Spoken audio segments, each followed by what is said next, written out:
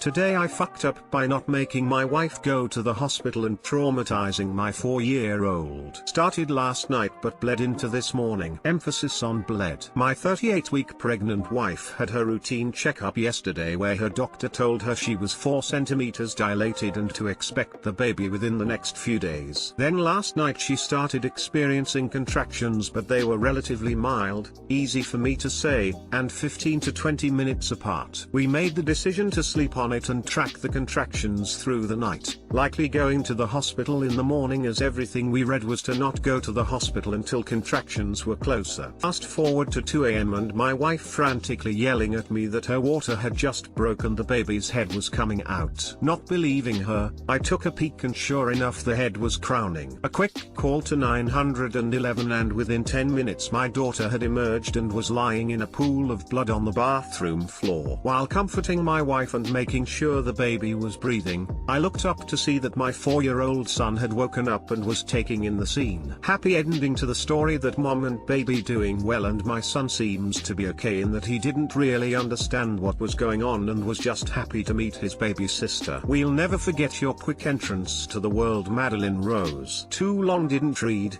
My wife gave birth unplanned on our bathroom floor, largely with my son watching, possibly scarring him for life. ETA some clarifying details. Madeline is our 3rd child. We also have a nearly 2-year-old daughter who slept through the ordeal. First 2 births were scheduled inductions later than 38 weeks, so no experience with the timings of when we need to go to the hospital. And not believing her was a little hyperbolic. Obviously my wife knows her body best, hence trusting her intuition to not go to the hospital the night before, but the suddenness of being woken up with the situation left me a little surprised. Mom and baby still doing great after 24 hours of life, and my son doesn't seem at all fazed by the situation. He's just thrilled to formally meet his sister later today. Thanks for all the kind words. Saved 50% of the birds and bees conversation. Also most likely an effective form of birth control. At least your son won't be asking how babies come out. Seriously though, regardless of the FU, congratulations on the birth of your daughter.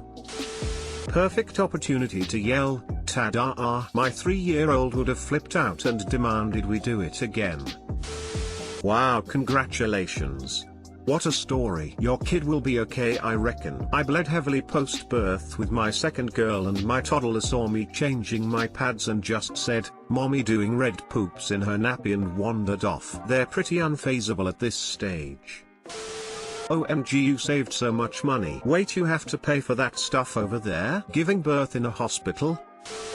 Today I fucked up by laughing at a dead lady thinking there was watermelon all over the ground, when in reality it was brains. TL, doctor at the end, sorry it's so long. Had to delete a few times and re-upload. So my friend and I were working on his truck, which is a complete piece of crap. But the bed of the truck is freaking humongous, so it's beneficial to keep it up and running just to haul stuff around in. We live in the middle of nowhere in North Florida / South Georgia, and it's extremely rural, to say the least. The truck had problems with the engine, but we at least got it running and driving to where we could drive it to another friend's house a few roads down, who has a full-blown shop with lifts and tools and all that jazz. The only problem is, the truck would only run and drive as long as you had your foot on the gas, pretty much flooring it, but as soon as you took your foot off the gas, it would stall out and cut off and was a bitch to get started again. Now, to get an idea of how rural we are talking about here, just know that the police here are solely on ATVs and 4x4 trucks. I'm pretty sure there isn't a car in their fleet. Everyone uses ATVs and SXSs, side-by-sides, to get everywhere, and it's not uncommon to see them driving down the road like a normal car, though we are advised to stay in the ditch. The ditches on either side of the main highway are bigger than the actual road in most places. Now everyone in this town, even their grandma,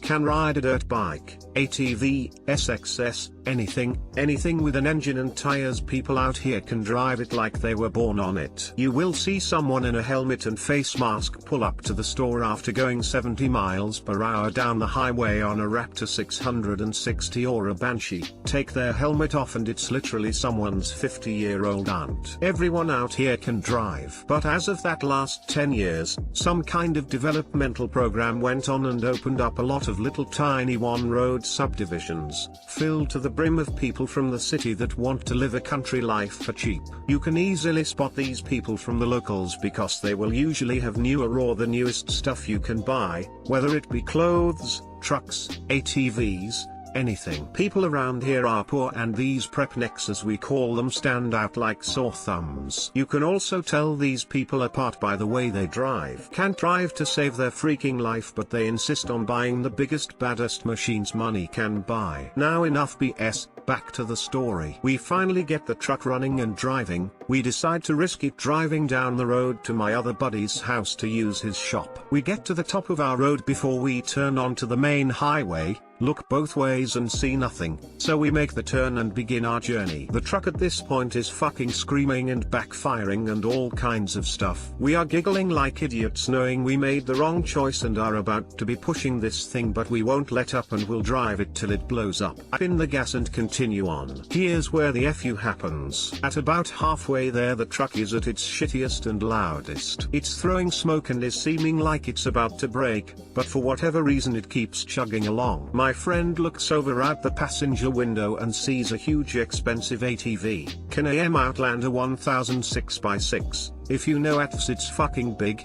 that is upside down in the ditch and tells me to stop and check it out. I asked him if he saw anybody under it or around it, because from where I was sitting it looked like someone flipped their shit and abandoned it. He said that he didn't see anyone, just what looked like smashed watermelons on the ground by it. This particular rat has a small bed on it, so that didn't seem too far-fetched to me. We laughed at the idiot that lost his watermelons. We even hung out the window and were freaking howling laughing at this upside down ATV covered in smashed watermelons. What a fucking dumbass, I remember myself saying. See, folk can't drive.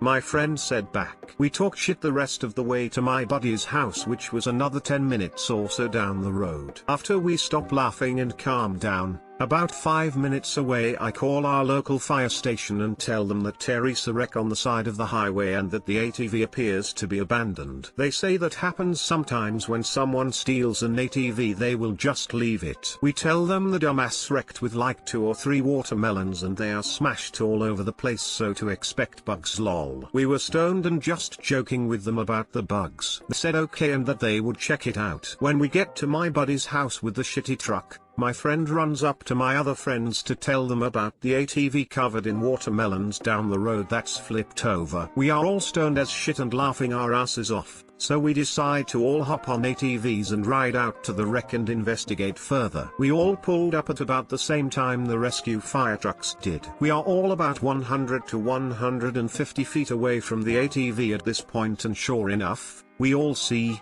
including the fireman, what looks like smashed watermelons. We make our way down the ditch and over to the ATV, and as we are getting closer and closer, one of the senior looking firemen immediately grabs us by the shirt and shoves us backwards. We are all surprised like WTF, dude, don't fucking touch us, and the fireman is like leave the area now and points at our ATVs. We were like what the fuck, dude? We were all buddy 10 seconds ago about to help you guys flip this thing over and now you are telling us to fuck off. What gives, dude? By this point the other firemen caught on and are all ushering us away. We kind of go around them while one has a hold of my friend's shirt to see what the big deal with the watermelon ATV was. Well, turns out it wasn't watermelons, it was brains. And there was a body under the ATV. Some poor lady from the city flipped her ATV in the ditch, spun it around and had the handlebars land squarely on her head, which shot her brains all over the ditch. The coagulated pools of blood looked like bits and pieces of watermelon scattered everywhere. Her head was literally as flat as a pancake with about a 10-foot spray in each direction of pink and red. I remember the lady smelled like fresh shit, like someone shit their pants in an elevator. One of her eyes was completely blown out and missing,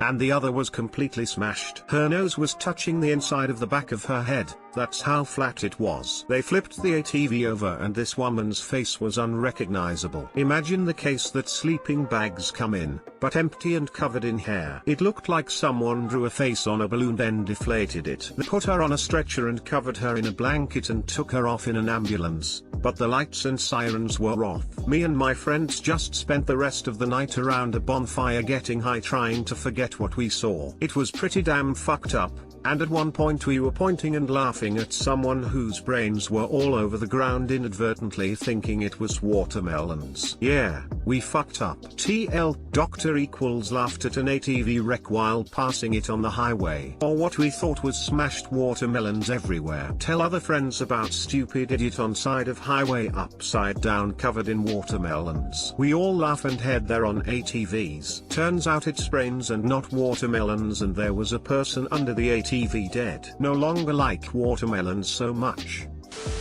The way you are so descriptive makes me think you have that image burned into your mind. I'm sorry and hope you feel better about this. Yeah, we're all doing okay. It just really put it into perspective how fragile humans are. We told our welding, machining instructor at college what happened and he said the same thing. He's like, yeah, look around. Literally look around this room. Us humans are the softest and most delicate thing in this room. This table can withstand a blow from a hammer that would otherwise knock you out or kill you.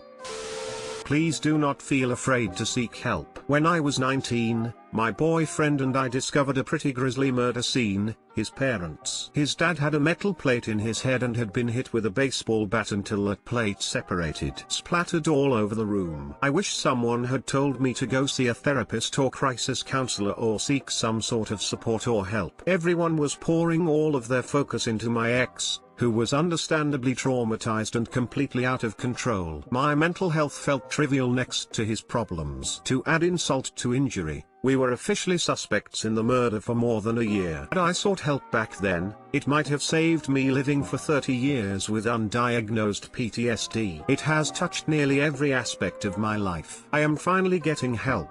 I just wish I hadn't wasted so many years. Don't wait 30 years like I did. Edited, I just read that you are college age. Please find someone to help you process this. Your college probably has counselors and you may be able to see them for free. Sounds like the truck needs a new fuel filter. Anyways, I spent a tour in Ramadi, Iraq in '05. I got used to seeing dead bodies, friends and even enemies. But coming home I could never get used to seeing dead people is car accidents. Something about the violence a car crash can do to a body of someone who just walked out of their home not expecting to die in the most violent way just never sits well with me. Plus the feeling of watching the world carry on like nothing happened is sickening. Stick in there, but it will get easier. I've been a firefighter and paramedic for about 15 years now, so I've seen a thing or two along the way. Don't be afraid to admit this bothers you. If it keeps you up at night after a while, there's no shame in talking to someone. Been there myself. Some things can stick with you in ways you wouldn't expect. Yeah, I mentioned in other comment to someone else that, in the grand scheme of things, it wasn't that bad. We all grew up rough. But something that has scarred me much worse is a few years ago when I went with a group of guys hog hunting with pit bulls. They made it sound like they used the dogs to sort around them up into a specific area for the hunters, which I found out later is absolutely not the case. I had to endure a weekend of dogs absolutely mauling hogs alive. Some got away, most didn't. To this day I can hear the pigs screaming. I stepped in and finished the few that I could, but the dudes got super pissed because I shot near their dog. I am still uncomfortable from that mental image. Yeah, it's something that I'll never forget. The fireman on scene said that it's something they see at least, bare minimum, once a month. They said it's usually car accidents though.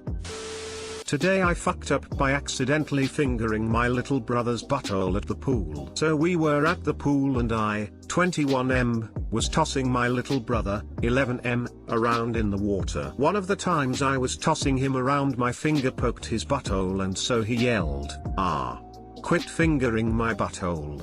Then the whole pool went silent and I got all kinds of strange looks from everyone. Now let me tell you the worst part of this. My little brother is white and I am Native American. If you didn't know us then you'd never know we were related. So I pretty much looked like some weirdo going around fingering the white kids in the pool. I even had this couple whispering to each other while staring straight at me. I can only imagine they were talking about calling the cops. The thought crossed my mind to just take my little brother and leave the pool, but I decided that would look way worse than just fingering a kid's butthole. I could only imagine what the people would think then. Oh my god. Not only is that guy fingering white kids, he's trying to kidnap them too. Too long didn't read. I fingered my brother by accident while playing at the pool. People looked at me weird.